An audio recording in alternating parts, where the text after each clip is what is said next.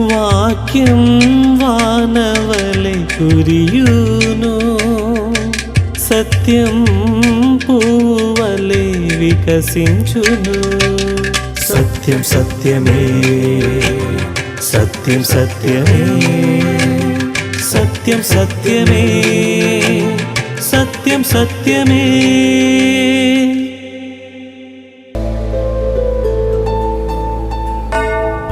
ఎందుకయ్యా అంత త్యాగం, ఇంత ఘోర పాపి కోసం?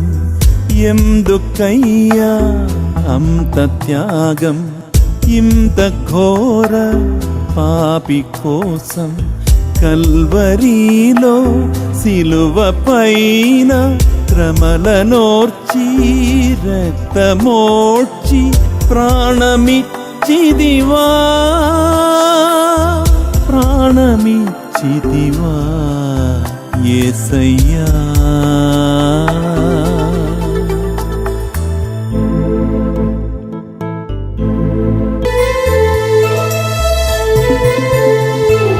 భీకర కొరడా దెబ్బలు నాట్యమాడెని వీపుపై, దుష్టులు కఠిన మనసుతో కొట్టిరి కొరడా దెబ్బలు. రక్తమే కారను, ఏరులై పారను, సుందర దేహము రూపమే కోల్పోయెను. ఎందుకయ్యా అంత ప్రేమ, ఇంత ఘోర పాపి పైన? నా శిక్షయే నీవు పొంది, నాకు బదులు మరణమొంది, రక్షణను ఇచ్చితివి, నీదు రుణము తీర్చుటెట్లు? ఎంత గొప్ప ప్రేమ నీది యేసయ్యా, ఎంత గొప్ప ప్రేమ నీది యేసయ్యా. ఎవరు చెయ్యని గొప్ప త్యాగం నీ దయా. ఎందుకయ్యా అంత త్యాగం, ఇంత ఘోర పాపి కోసం? అగాపే గాస్పెల్ మినిస్ట్రీస్ వారు సమర్పించు సత్యం సత్యమే అనే మా సువార్త సందేశ కార్యక్రమానికి స్వాగతం, సుస్వాగతం. సత్యం సత్యమే. ప్రియ సహోదరి సహోదరులందరికీ ప్రభువైన యేసుక్రీస్తు నామములో హృదయపూర్వకమైనటువంటి వందనాలు తెలియజేసుకుంటున్నాను. ఈరోజు దేవుని వాక్య భాగంలో నుంచి యోహాను రాసినటువంటి సువార్త 5వ అధ్యాయము 1వ వచనం నుంచి 9వ వచనం వరకు మనము ధ్యానిద్దాము. అటు తర్వాత యూదుల పండుగ కొట్టి వచ్చాను కనుక యేసు యెరూషలేమునకు వెళ్ళాను. యెరూషలేములో గొర్రెల ద్వారము దగ్గర హెబ్రీ భాషలో బెతెస్దా అనబడిన ఒక కోనేరు గలదు. దానికి 5 మంటపములు గలవు. ఆయా సమయములకు దేవదూత కోనేటిలో దిగి నీళ్లు కదిలించుట కలదు. నీరు కదిలింపబడిన పిమ్మట మొదట ఎవడు దిగునో వాడు ఎట్టి వ్యాధి గలవాడైనను బాగుపడును. గనుక ఆ మంటపములలో రోగులు, గ్రుడ్డివారు, కుంటివారు, ఉత్సకాలు చేతులు గలవారు గుంపులుగా పడి ఉండిరి. అక్కడ 38 ఏళ్ల నుండి వ్యాధి గల ఒక మనుషుడు ఉండెను. యేసు వాడు పడి ఉండట చూచి వాడు అప్పటికి బహుకాలము నుండి ఆ స్థితిలోనే ఉన్నాడని ఎరిగి స్వస్థపడకూరుచున్నావా అని వాడిని అడగగా ఆ రోగి, అయ్యా, నీళ్లు కదిలింపబడినప్పుడు నన్ను కోనేటిలోనికి దించుటకు నాకు ఎవడనూ లేడు గనుక నేను వచ్చినంతలో మరి ఒకరు నాకంటే ముందుగా దిగినని ఆయనకు ఉత్తరం ఇచ్చాను. యేసు, నీవు లేచి నీ పరుపునెత్తుకొని నడువమని వానితో చెప్పగా వెంటనే వాడు స్వస్థత నొంది తన పరుపునెత్తుకొని నడిచెను. ఈ వాక్య భాగంలో యేసుక్రీస్తు ప్రభువారు ఈ లోకంలో జీవిస్తూ ఉన్నటువంటి రోజుల్లో జరిగినటువంటి ఒక సందర్భము ఇక్కడ రాయటం జరిగింది. ఈ గ్రంథకర్త అయినటువంటి యోహాను గారు రాసినటువంటి సువార్తలో యేసుక్రీస్తు ప్రభువారు అక్కడ ఒక పండుగకి వెళ్ళినట్లుగా మనం చూస్తూ ఉన్నాం. ఆ పండుగ ఏది అనేది అక్కడ అంత క్లారిటీగా రాయలేదు, కానీ చాలామంది చెప్తున్నటువంటి అంశం ఏంటంటే ఆయన పస్కా పండుగకు వెళ్ళి ఉండొచ్చు అని చెప్పి చాలామంది చెప్తూ ఉంటారు. కాబట్టి యేసుక్రీస్తు ప్రభువారు యెరూషలేముకి అక్కడ దేవుని ధర్మశాస్త్రం ఉన్నటువంటి విధులను ఆచరించుట కొరకు ఆయన అక్కడికి వెళ్ళాడు. ఎందుకంటే ఆయన ఇశ్రాయేలు గోత్రంలో యూదా గోత్రంలో ఆయన జన్మించాడు. కాబట్టి దేవుడి ధర్మశాస్త్రాన్ని ఆయన తూచా తప్పకుండా పాటించి నెరవేర్చినటువంటి వాడు యేసుక్రీస్తు ప్రభువారు. ఆ విధంగా యేసు ప్రభువు ఆ యొక్క విధిని నిర్వర్తించుట కొరకు యెరూషలేమునకు వెళ్ళినప్పుడు ఒక సంఘటన అక్కడ జరిగినట్లుగా మనం చూస్తూ ఉన్నాము. ఏంటయ్యా ఈ సంఘటనని మనం ఆలోచించేస్తే ఈ సంఘటన వల్ల నా జీవితంలో కలిగే మేలేంటి అని ఒకసారి మనం పరిశీలన చేసినట్లయితే మనకి ఎన్నో మేలులు ఈ సంఘటన నుంచి మనం నేర్చుకోవచ్చు, మేలును పొందుకోవచ్చు, ఆశీర్వాదాలను పొందుకోవచ్చు. ఏమిటి అని ఆలోచన చేస్తే ఇక్కడ హెబ్రీ భాషలో రాయబడినటువంటి బెతెస్తా అనగా హౌస్ ఆఫ్ మెర్సీ అని అర్థం. కాబట్టి ఇక్కడ బెతెస్తా అనే ఒక కోనేరు ఉన్నట్లుగా, ఈ కోనేరు ఎక్కడుందంటే అక్కడ ఉన్నటువంటి మందిరానికి దగ్గరలో ఈ కోనేరు ఉన్నట్లుగా, దానికి పక్కనే ఒక షీప్ మార్కెట్ ఉన్నట్లుగా మనకి మ్యాప్ చూస్తే అర్థమవుతుంది. ఆ షీప్ మార్కెట్లో నుంచి అక్కడ ఉన్నటువంటి గొర్రెలని కొని వచ్చి వాళ్ళు దేవునికి బలి ఇవ్వటానికి అక్కడ ఆ యొక్క కోనేట్లో కడిగి తీసుకువెళ్తారు వాళ్ళు సాధారణంగా. ఈ యొక్క కోనేరు 2 భాగాలుగా విభజించబడింది. ఒక భాగము ఈ 2 భాగాలకు మధ్యలో ఒక వాల్ లాగా ఉంటుంది, ఒక గోడలాగా. ఒకవైపు గొర్రెలను వాళ్ళు శుభ్రపరుస్తూ ఉంటారు, ఇంకొక వైపు 5 మండపాలు ఉన్నాయి.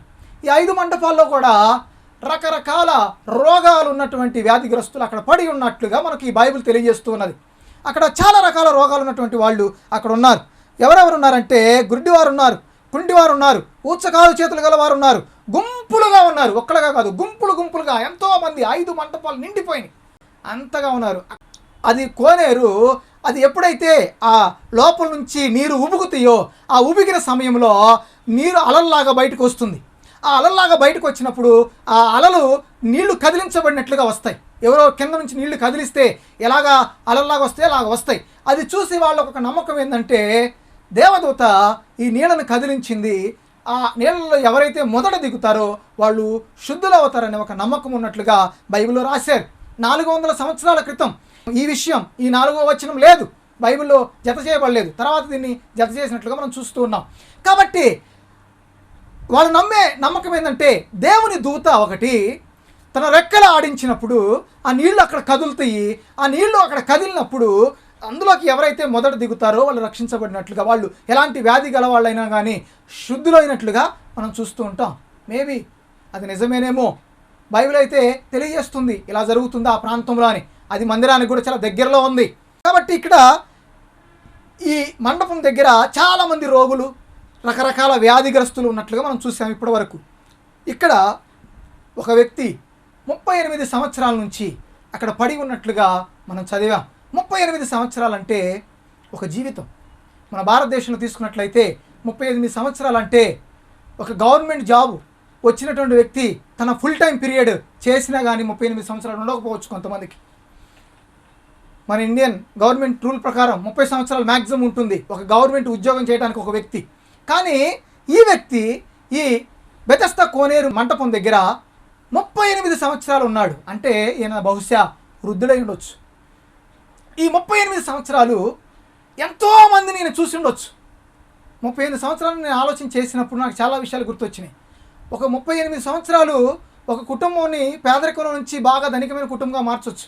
ఈ 38 సంవత్సరాలు ఏమీ లేని ఒక వ్యక్తిని గొప్పవాడిగా మార్చేయచ్చు. ఈ 38 సంవత్సరాలు ఎంతో గొప్పగా జీవించే వాళ్ళని ఏమి లేని వ్యక్తులుగా మార్చేయచ్చు. ఎన్నో జరగవచ్చు. ఈ 38 సంవత్సరాలు ఏమైనా జరగవచ్చు. ఒక మనిషి ఒక రోజులోనే అనేక ప్రాంతాలకు తిరిగి రావచ్చు. కానీ ఈ వ్యక్తిని మనం గమనిస్తే 38 సంవత్సరాలు ఏమి చేయలేని స్థితిలో, నిస్సహాయ స్థితి, ఇంతకంటే నిస్సహాయతకి మీనింగ్ ఇంకెక్కడ దొరకదేమో. అలాంటి నిస్సహాయ స్థితిలో 1 కాదు, 2 కాదు, 3 కాదు, 38 సంవత్సరాలైనా ఆ స్థితిలో ఉన్నట్లుగా బైబిల్ మనకు తెలియజేస్తుంది. చాలామంది ఆయన దగ్గరికి వచ్చి ఉంటారు. చాలామంది రోగులను ఆయన చూసుంటాడు. రకరకాల వ్యాధిగ్రస్తులను ఆయన చూసుంటాడు. కొంతమంది స్వస్థపడి అక్కడి నుంచి వెళతం కూడా ఆయన గమనించుంటాడు. ఎంతోమందిని యాచించుంటాడు.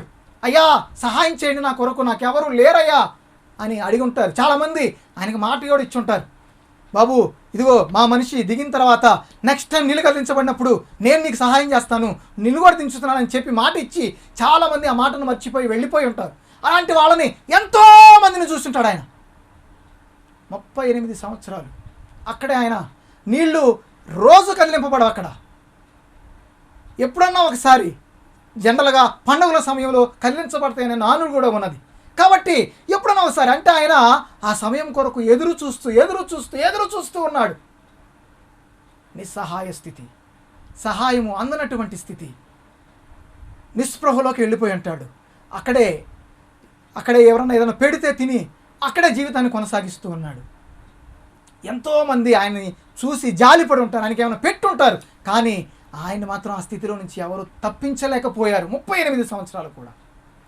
అలాంటి ఒక వ్యక్తి ఇక్కడ రాయటం జరిగింది ఆయన గురించి రాసినప్పుడు యేసుక్రీస్తు ప్రభువారు అదే సమయంలో యేసు ప్రభువు ఈ లోకంలోకి రావటం, ఆ సమయంలో ఒక పండుగ రావటం, ఆ టైంలో యేసు ప్రభు యెరూషలేము ప్రాంతానికి వెళ్ళటం, ఇదంతా యాదృచ్ఛికంగా జరిగిందని నువ్వు అనుకుంటున్నావా? కానే కాదు, ఇదంతా దేవుని ప్రణాళిక. యేసు ప్రభు వచ్చింది ఎందుకో తెలుసా? నిరాశ నిస్పృహల్లో ఏ సహాయము లేనటువంటి వ్యక్తులు ఇక నాకు మరణమే శరణము, ఇక నా జీవితము ఇక్కడతో ఎండ్ అయిపోవటమే, నేను ఇక్కడ నశించిపోతున్నాను, ఇక నాకు హోప్ లేదు అనుకొని నువ్వు జీవిస్తున్నట్లయితే నిన్ను వెతుక్కుంటూ వస్తున్నాడు యేసు ప్రభు. నీ కొరకే వస్తున్నాడు. నువ్వు ఏ స్థితిలో ఉన్నను, నీకు ఏమి లేదనే స్థితిలో నువ్వు ఉన్నను, నిన్ను కాపాడగల సమర్థుడు యేసు క్రీస్తు ప్రభువారు.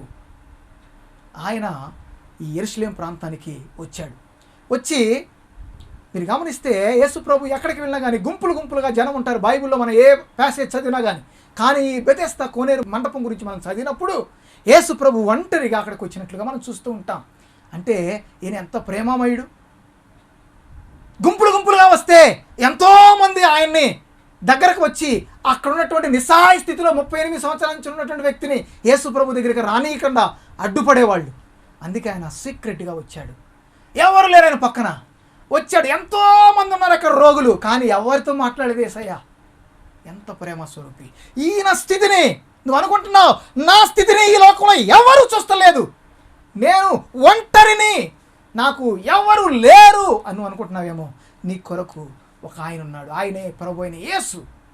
ఈ వ్యక్తి కూడా అనాలనుకుని ఉంటాడు, నాకు ఎవరు లేరు, నేను ఒంటరి, నాకు సహాయమే లేదు, నాకు ఎవరన్నా ఒక చిన్న మాట చెప్పి ఎంకరేజ్ చేసేవాళ్ళు కావాలి అని నువ్వు ఎదురు చూస్తున్నావేమో. నువ్వున్న స్థితిలో నుంచి నిన్ను విడిపించాలని ఎదురు చూస్తున్నావేమో. ఎదురు చూసి కళ్ళు కాయలు కాసిపోయేలాగా ఎదురు చూసావేమో. అయినా కానీ నువ్వు ఆ స్థితిలోనే నశించిపోతున్నావు అనే ఆలోచనలో బ్రతుకుతున్నావేమో.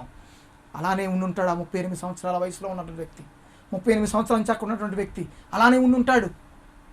యేసయ్య వచ్చాడు, సూటిగా అడుగుతున్నాడు. చూడండి 6వ వచనంలో, యేసు వాడు పడి ఉండుట చూసి వాడప్పటికీ బహుకాలం నుండి ఆ స్థితిలోనే ఉన్నాడని ఎరిగి. చూడండి, బహుకాలం నుండి ఆ స్థితిలోనే ఉన్నాడని ఎవరు ఎరిగారు? యేసయ్య ఎరిగాడు. అంటే ఆయన గురించి తెలుసుకొని ఉంటాడు యేసయ్య. ఆయన సర్వజ్ఞాని, ఆయనకు అన్నీ తెలుసు. లేకపోతే ఆ యెరూషలేము వచ్చినప్పుడు ఆయన ఎవరికి ఈయన అవసరం ఉందో ఆయన తెలుసుకొని ఉంటాడు. నేను ఎక్కడికి వెళితే నా వల్ల ఉపయోగం ఉందని తెలుసుకొని ఉంటాడు. డైరెక్ట్గా ఆ వ్యక్తి దగ్గరికి వచ్చాడు. బహుకాలం నుంచి ఆ స్థితిలో ఉంటున్నాడని చెప్పి జాలిపడ్డాడు. యేసయ్య ఎవరంటే నీ ఉన్న దీనస్థితిని చూసి జాలిపడే దేవుడు, నిన్ను చూసి నీకు సహాయం నీ చెయ్యి అందించాలని ఎదురు చూసే దేవుడు, నిన్ను ఆ స్థితిలో నుంచి పైకి లేపాలని ఆశపడే దేవుడు. ఆ బహుకాలం నుంచి ఆ స్థితిలో ఉన్నాడని దేవుడు ఎరిగిన వాడై వెంటనే ఏమంటున్నాడు చూసారు అక్కడ, చూడండి అక్కడ, స్వస్థపడగోరుచున్నావా అని అడిగాను. యేసయ్య ఒక్కటే ప్రశ్న అడుగుతున్నాడు సూటిగా.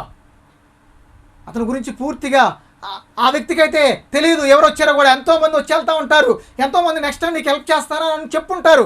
అలానే అనుకుని ఉంటాడు ఈ వ్యక్తి కూడా. ఎవరో ఒక వ్యక్తి నుంచి జాలిపడ్డాడేమో అని అనుకుని ఉంటాడు. అవునయ్యా, స్వస్థపడాలని ఆశ ఉంది, కానీ ఆ కోనేటిలో నీళ్లు కదిలించబడే సమయంలో నేను ముందు వెళ్ళలేకపోతున్నాను, నాకు ఎవరు సహాయం చేసేవాళ్ళు లేరు, నాకంటే ఎవరో ఒకళ్ళు సహాయం ఉన్నటువంటి వాళ్ళు నాకంటే ముందు దిగుతున్నారు, దాంతో నా వంతు రావట్లేదయ్యా, 38 ఏళ్ళ నుంచి నేను ఇదే స్థితిలో ఉన్నానయ్యా అని యేసయ్యకి చెప్తున్నాడు అతను. అవునయ్యా, నాకు సహాయం కావాలి, అవునయ్యా, నేను ఈ స్థితిలో నుంచి బయటకు రావాలని ఆశపడుతున్నాను, కానీ సహాయం దొరకట్లేదయ్యా అని దీనముగా ఆయనతో మాట్లాడినట్లుగా మనం చూస్తూ ఉన్నాము. వెంటనే యేసుప్రభు చెప్తున్నాడు. చూడండి 8వ వచనంలో యేసుప్రభు చెప్తున్నాడు అతనితో, నీవు లేచి నీ పరుపు ఎత్తుకొని నడువమని వానితో చెప్పగా. చూడండి, నీళ్లు గతించబడినప్పుడు నేను నీకు ఈసారి తప్పక సహాయం చేస్తానని చెప్పట్లే యేసయ్య. ఇదిగో నాకు మంచి సమయం వచ్చినప్పుడు నేను నీ దగ్గరకు వచ్చి సహాయం చేస్తానని చెప్పట్లా. ఇప్పుడే, ఈ క్షణమే, నేనే సరైన సమయము, నీవున్న స్థితిలో నుంచి నువ్వు బయటకు రావటానికి నేనే సరైన సమయము. అందుకే యేసయ్య అంటున్నాడు, ఇప్పుడే, ఈ క్షణమే నీ పరుపును ఎత్తుకొని లే అంటున్నాడు. చూడండి, నువ్వు ఏ స్థితిలో అయినా ఉండు, నువ్వు సహాయం దొరకట్లేదని ఒంటరిగా ఉండి, కొంతమంది అయితే ఒంటరితనం భరించలేక ఆత్మహత్యలు చేసుకునే వాళ్ళని ఈ రోజుల్లో.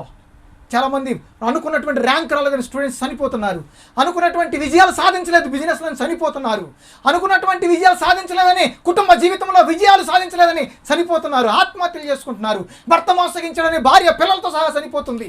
ఎన్నో ఇన్సిడెంట్లు మనం చూస్తున్నాము, ఎన్నెన్నో ఇన్సిడెంట్స్. ఇలాంటి వాళ్ళందరికీ యేసయ్య చెప్తున్నాడు, నేడే నీ కొరకు రక్షకుడు నేడే నిన్ను ఆ స్థితిలో నుంచి విడిపించడానికి వచ్చాడు. యేసయ్య ఆ 38 సంవత్సరాల నుంచి ఆ స్థితిలో ఉన్న వ్యక్తిని చూసి, లే నీ పరుపునెత్తుకొని నడువు అంటున్నాడు. చూడండి ప్రియా సహోదరుడా, మనము కూడా ఈ లోకంలో గమనించినట్లయితే రకరకాల పరిస్థితుల మధ్య జీవిస్తూ ఉంటాము. అనేక మార్లు సహాయం కొరకు ఎదురు చూస్తూ ఉంటాము, మనుషుల మీద ఆధారపడుతూ ఉంటాము. కానీ వాళ్ళు ఇచ్చే సహాయము కొద్దిసేపే. అక్కడ ఉన్నటువంటి వ్యక్తికి ఏదో భోజనం పెట్టినట్లుగా, లేకపోతే ఏదైనా మాట సహాయం చేసినట్లుగా, ఇక్కడ నుంచి ఆ కొంచెం దూరం పక్కన కూర్చోబెట్టడమో, లేకపోతే ఒక రొట్టె ముక్క ఇవ్వటమో, ఇలాంటి సహాయాలు మనుషులు చేసేది. కానీ దేవుడు సహాయం చేస్తే ఎలా ఉంటుందంటే సంపూర్ణమైనటువంటి విడుదల, నీకు సంపూర్ణమైనటువంటి విడుదల. అసలు వీడు 38 సంవత్సరాల నుంచి ఆ స్థితిలో ఎందుకున్నాడు అని మనం ఒకసారి ఆలోచించేస్తే ఆ పాయింట్ చక్కగా రాశారు అక్కడ. అతను ఆ స్థితిలో ఉండడానికి గల కారణం ఏంటంటే వాడు చేసిన పాపము అని చెప్పి యేసుక్రీస్తు ప్రభు వారు అతనితో మాట్లాడుతున్నాడు. ఇక ముందు నువ్వు పాపము చేయొద్దు, ఎందుకంటే ఈ పాపము చేయటం వల్ల నువ్వు 38 సంవత్సరాలు బానిసత్వంలో ఉన్నావు. ఎస్, ఈరోజు పాపం చేస్తున్నటువంటి నీవు నేను కూడా ఇప్పటి వరకు నువ్వు చూస్తున్నటువంటి నీకు ఎన్ని సంవత్సరాలు ఉంటాయో నాకైతే తెలియదు. ఒకవేళ ఒక 20 సంవత్సరాలు ఉంటాయా, 30 సంవత్సరాలు ఉంటాయా, ఒకసారి ఆలోచించు. నువ్వు కూడా ఈ 30 సంవత్సరాలు పాపం అనే బానిసత్వంలో నువ్వు ఉన్నట్లయితే, పాపం అనే బంధకాల్లో నువ్వు ఉన్నట్లయితే, అదే స్థితిలో నువ్వు నీ జీవితాన్ని కొనసాగిస్తూ ఏదో ఒక రోజు నీ జీవితాన్ని ముగించబోతున్నావేమో. అలాంటి స్థితిలో నువ్వు ముగించినట్లయితే నీ జీవితాన్ని, చూడండి, నువ్వు డైరెక్ట్గా ఆ స్థితిలో నుంచి నరకంలోకి వెళ్ళిపోతావు. కానీ అక్కడి నుంచి నువ్వు తప్పించబడాలంటే ఏం కావాలి తెలుసా? నీకు సహాయం కావాలి. నరకం నుంచి నువ్వు తప్పించబడాలంటే నీకు సహాయం కావాలి. 38 సంవత్సరాల నుంచి నరకం అనుభవించినటువంటి అతను తప్పించబడాలంటే యేసయ్య సహాయం కావాల్సి వచ్చింది. అలానే నీకు కూడా నరకం అనే ఒక నిరంతరమైనటువంటి యుగయుగాలు జీవించాల్సినటువంటి ప్రాంతం నుంచి నువ్వు తప్పించబడాలంటే నీకు యేసయ్య అనే సహాయం కావాలి. ఆయన ఈ లోకంలోకి ఎందుకు వచ్చాడంటే అందులో నుంచి నేను తప్పించడానికే వచ్చాడు. ప్రభు అయిన యేసుక్రీస్తు ఈ లోకంలోనికి నశించిన దానిని వెదకి రక్షిస్తానికి వచ్చాడు. ఆయన చెప్తున్నాడు ఈ విధంగా మత్తయి సువార్తలో 11వ అధ్యాయంలో, ప్రయాసపడి భారం మోస్తున్నారా ప్రజలారా, మీ అందరూ నా యొద్దకు రండి, మీకు విశ్రాంతినిస్తానంటున్నాడు. మీకు విశ్రాంతినిస్తానంటున్నాడు. చూడండి, ఆ 38 వేళ్ళు పడిపోయినటువంటి వ్యక్తికి విశ్రాంతి దొరికింది. ఒక్కసారిగా విశ్రాంతి, సడన్గా లేచి నిలబడ్డాడు, సడన్గా నడవడం మొదలుపెట్టాడు. చూడండి, విశ్రాంతి, స్వాతంత్రం వచ్చేసింది తనకి. తను ఇప్పుడు ఎక్కడ కావాలంటే అక్కడికి వెళ్ళగలడు. ఎవరి సహాయం అవసరం లేదు అతనికి. ఇప్పుడు అతను ఎవరిని యాచించాల్సిన అవసరం లేదు. అతను ఇప్పుడు స్వేచ్ఛాజీవి. చూడండి, తన పరుపును తను ఎత్తుకున్నాడు, తను వెళ్ళిపోతున్నాడు, తన దారిలో వెళ్ళిపోతున్నాడు. ఎందుకంటే తను ఇప్పుడు విడిపించబడ్డాడు. తను ఇప్పుడు ఆ స్థితిలో నుంచి విడిపించబడ్డాడు. ఇన్ ద సేమ్ వే నువ్వు కూడా నీవున్నటువంటి పాపం అనే స్థితిలో నుంచి విడిపించబడినప్పుడు నువ్వు కూడా స్వతంత్రం పొందుకుంటావు. అప్పుడు నువ్వు కూడా తిన్నగా నువ్వు దేవుడు చూపించిన మార్గంలో నడుస్తూ పరలోక రాజ్యం చేరుకుంటావు. కాబట్టి నీకు కావాల్సింది ఒకటే, నీవున్న స్థితిలో నుంచి తప్పించడానికి ఒక సహాయకుడు కావాలి. ఆ సహాయకుడే నేను చెప్తున్నటువంటి యేసుక్రీస్తు ప్రభువారు. ఆయన నీవు నేను అతి భయంకరమైనటువంటి పాపములో ఉన్నామని ఎరిగి జాలిపడి పరలోక మహిమను విడిచి ఈ లోకంలోకి దిగి వచ్చాడు. ఆయన దిగి వచ్చి నీవున్న స్థితిలో ఉన్నటువంటి నిన్ను చూసి, ఇదిగో మీరు ఇంకా నువ్వు పాపంలో ఉండగానే క్రీస్తు మీ కొరకు చనిపోయాడు, మీ మీద జాలి పడుతున్నాడు. దేవుడు కరుణా సంపన్నుడై ఉండి మన మీద జాలి పడుతున్నాడు. ఏమన్నాడు తెలుసా? కృపనిస్తున్నాడు. అయ్యో, మీరు ఈ స్థితిలో ఉన్న చూసి నేను బాధపడుతున్నాను, మీరు ఈ స్థితిలో నుంచి బయటికి రండి, ఇదిగో నా హస్తమును తీసుకొని బయటికి రండి, ఈ స్థితిలో నుంచి విడిపించబడండి, ఈ స్థితిలో నుంచి, పాపపు స్థితిలో నుంచి, బంధకపు స్థితిలో నుంచి బయటకు వచ్చి నేను ఇచ్చే రక్షణ పొందుకోండి. ఈ రక్షణ ఉచితము. కానీ దీనికి చేయాల్సిందలా ఒకటే, యేసుక్రీస్తు ప్రభువాన్ని చెయ్యి పట్టుకోవటం. ఆయన చెయ్యి పట్టుకోవటం. Are you ready to take his hand? ఆయన చేతిని పట్టుకోవడం సిద్ధంగా ఉన్నావా? ఆయన్ని నువ్వు సహాయకుడిగా స్వీకరించడానికి సిద్ధంగా ఉన్నావా? నువ్వు సిద్ధంగా ఉన్నట్లయితే ఆ స్థితిలో ఉన్న నిన్ను లేపుతాడు. ఆయన నిర్జీవమైన స్థితిలో ఉన్న నిన్ను లేపుతాడు, జీవం ఇస్తాడు. ఆ స్థితిలో నుంచి నీకు కొత్తగా స్వతంత్రాన్ని అనుగ్రహిస్తాడు. ప్రియ సహోదరుడా, మరి యేసయ్యని స్వీకరిస్తానికి సిద్ధంగా ఉన్నావా? యేసయ్యని స్వీకరించాలంటే ఆ వ్యక్తి చూడండి, అక్కడ పూర్ణ విశ్వాసంతో చెప్తున్నాడు, నాకు ఇక్కడ నుంచి వెళ్ళాలని ఆశగా ఉందయ్యా, కానీ నాకు సహాయం చేసేవాళ్ళు లేరు అంటున్నాడు.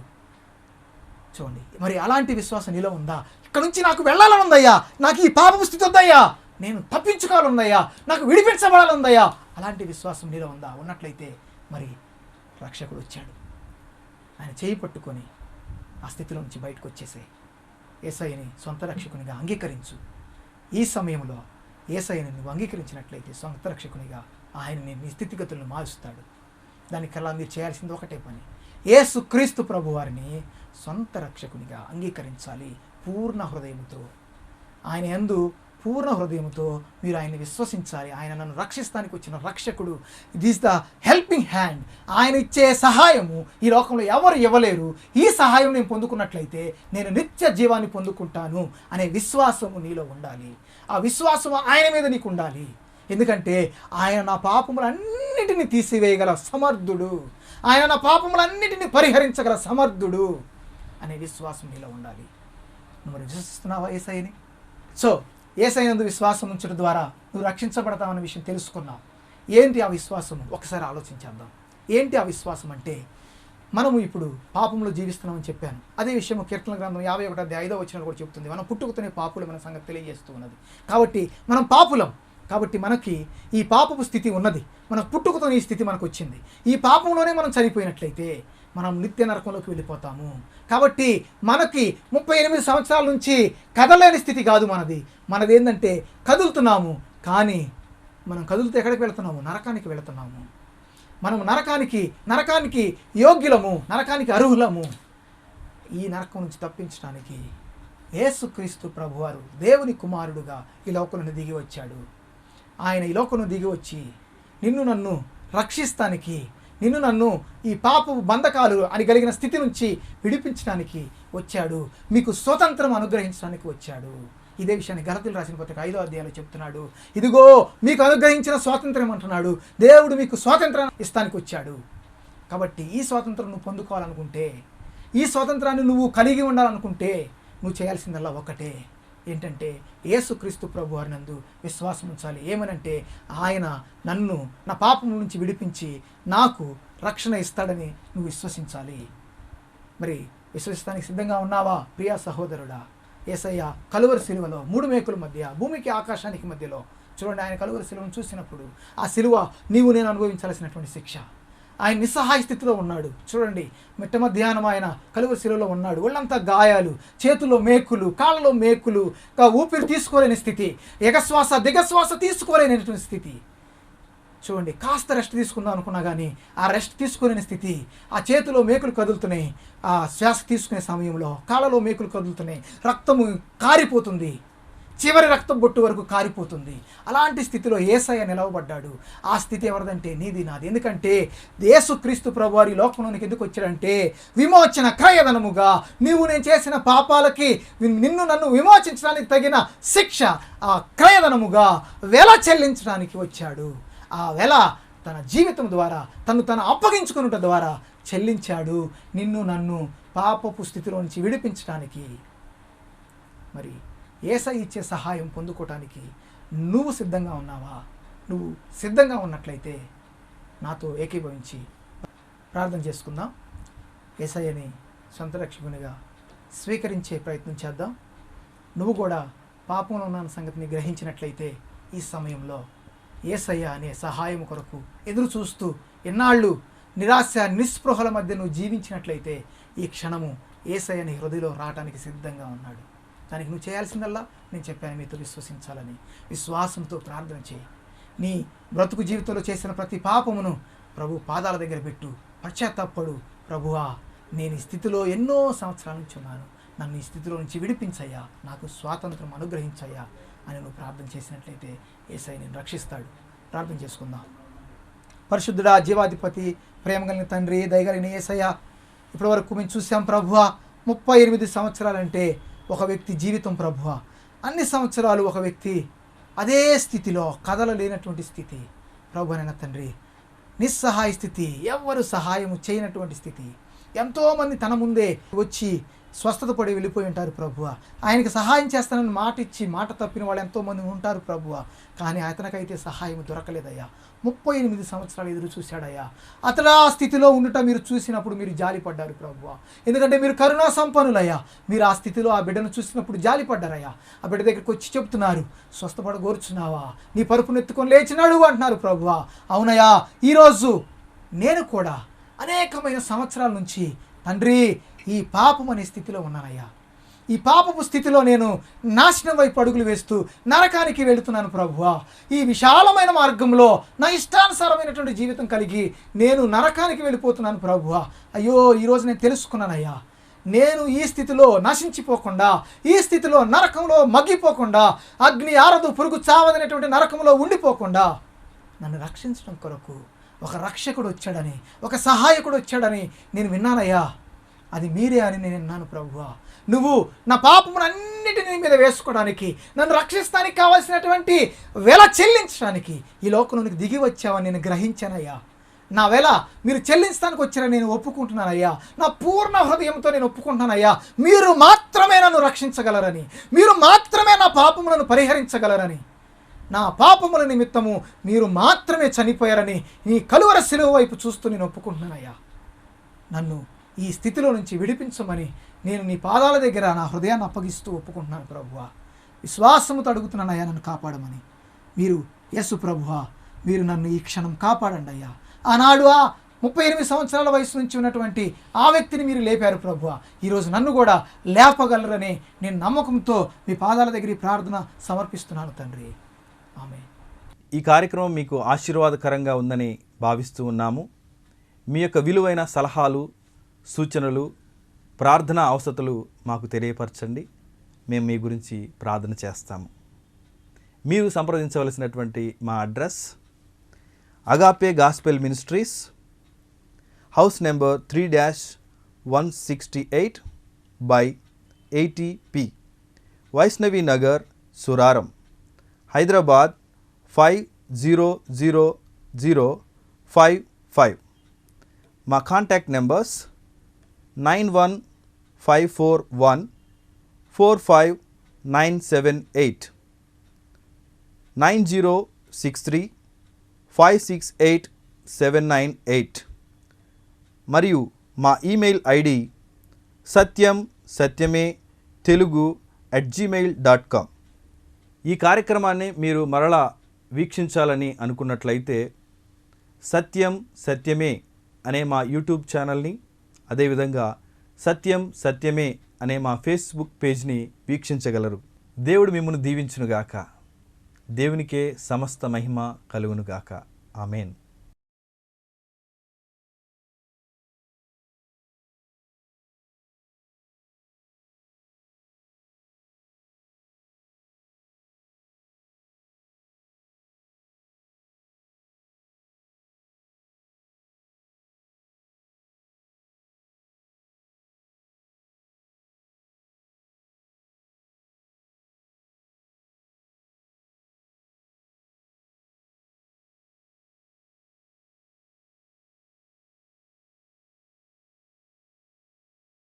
సత్యం సత్యమే.